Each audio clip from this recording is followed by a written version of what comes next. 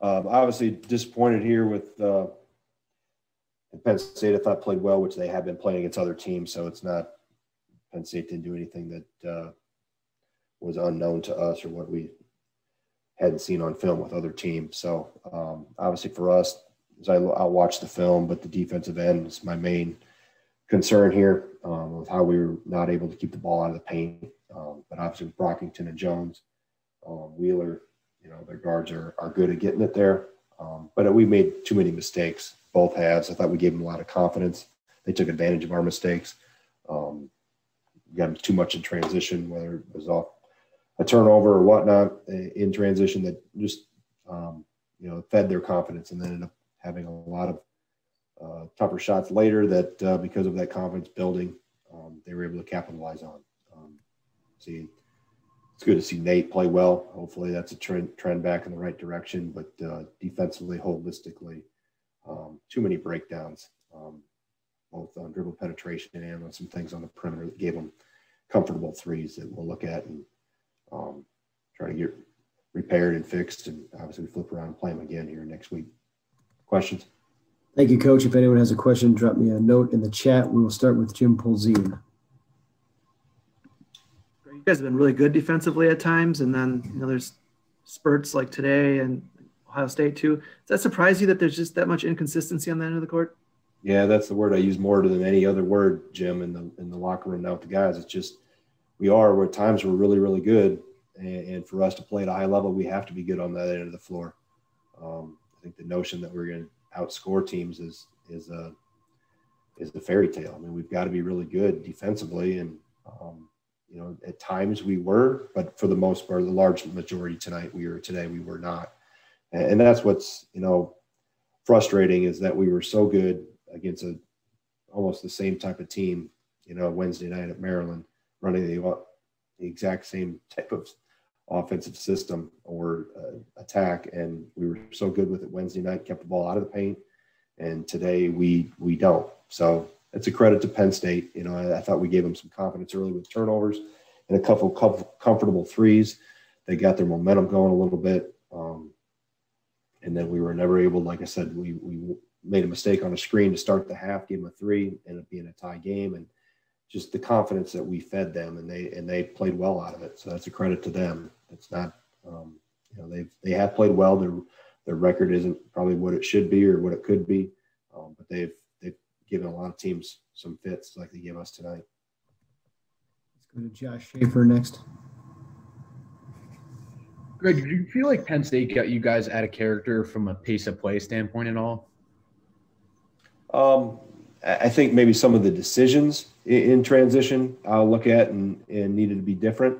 There's a time, there's a time and place to push it in transition, and then the decision when we don't have an advantage has to be, we have to pull it out then if you don't have an advantage. We don't need to, because if we have something positive happen on our defensive end, to race it down and throw it into the cardboard cutouts is not to our advantage. We work too hard defensively to get the ball back to not make them have to play defense if we didn't have an advantage. And, I'll look through the film and analyze it possession by possession, but there were at times I thought we, got a little too erratic.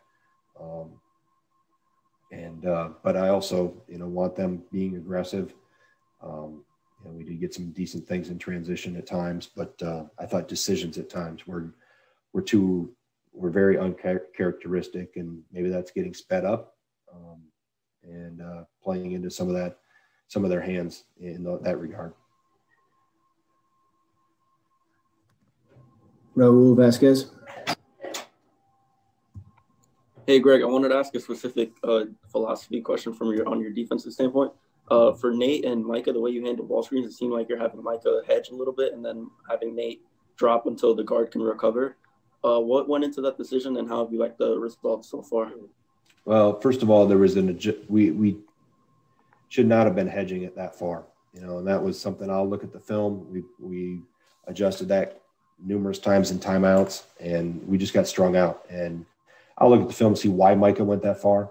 I'll talk to him individually about it and see why we got strung out. We did not need to get strung out that far. We want to disrupt the flow of the ball, but we got elongated too much. And that puts a lot of pressure, specifically when it's an open side ball screen, that we don't have backside help. And then we're scrambling, and then the ball goes to the big rolling, and then we're collapsing. And then you get caught in, if he kicks it out, if he doesn't score it, then he's kicking it out, and we're caught in a closeout, and that's a long closeout. So that's a tactical thing that needs to be more consistent. Nate's got more experience in it, and he also understands it, I think, a little bit because he has more experience in it. But there were times we were not supposed to be out that far, and we got drug out. So we'll look at the film and see why, and make sure that in those instances, there's a time to be really aggressive. There's a time to fly trap it or flatten it, and there's a time to kind of play it in between. And we could never find that right place in between, where we were aggressive enough to stop dribble penetration, but not running two at the ball towards half court. George Pilecki.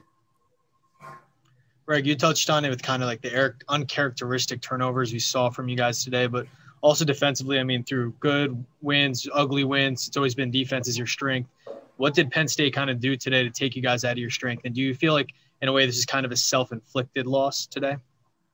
Well, I think they're all self-inflicted, George. I don't know if there's always reasons that you don't do what you're supposed to do or don't follow what we have in place. And some of it's obviously the other team does good things. So yeah, we have. I mean, you hit it right on the head. For us to play at a high level, we have to be good defensively. And to try to twist it any other way, we see the result. So that's, as a coaching staff, I got to continue to find better ways to communicate that, to get them to understand it. They see it. Like I said, that's always the challenge, trying to be as consistent as possible, and be as good as we were Wednesday defensively. At times we were, but we were not, the percentages definitely, we were not good enough on the defensive end. So we'll continue to work at it. Carly, go ahead. Hey, Coach. Tyler Wall had such a good first half with 13 points, and then he didn't score at all in the second half. Did you feel like he was a little less aggressive in the second half? Some of that's opportunities, that he maybe didn't have that he had in the first half. So that's kind of the flow of the game. I thought the first half was a little more up and down in terms of the pace. So some of those opportunities for Tyler came in that regard. That Tyler got more touches in the post in the first half. So I think just he had more opportunities in the first half, maybe than what he did in the second half. Go to Jim Polzine for a follow-up. Greg, I know you'll go back and take a look, but is your sense that the 21 missed three-pointers, that a lot of those, again, were looks you'll take?